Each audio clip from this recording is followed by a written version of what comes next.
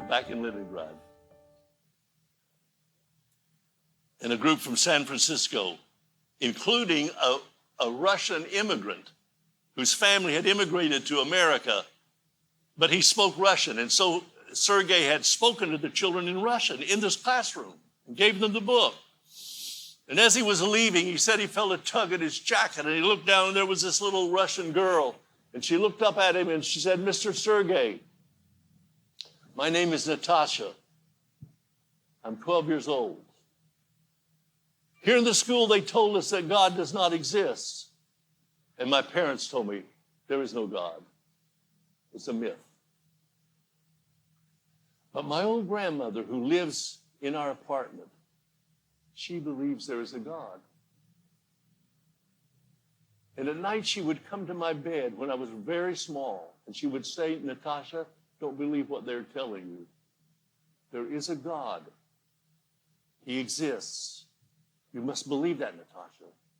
And then my grandmother would kneel by my bed, and she would lay her hand and say, 'Oh, God, I know you love my Natasha. Please, God, my grandmother would say, 'Send somebody with your book so Natasha will know the truth.' And when I was little, Mr. Sergei, I really thought there was a book. My grandmother was so serious, I thought somebody's going to come. But now I'm 12 years old. And nobody ever came. And I never heard about a book except from my grandmother.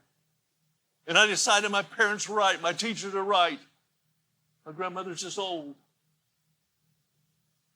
And then Sergei said she took that book and she hugged it to her heart. And she said, 'Mr. Sergei, I'm running home as fast as I can. And I'm going to shout for my grandma, Grandma, Grandma.' The people came. The people were in my school. 'Grandma, look here. Grandma, I have the book. Grandma, God does exist.' And there are billions of children like Natasha. They're not lost because they hate God. They're not lost because they've refused Christ. They're lost because they've never heard the truth. They're waiting for someone to bring them the truth.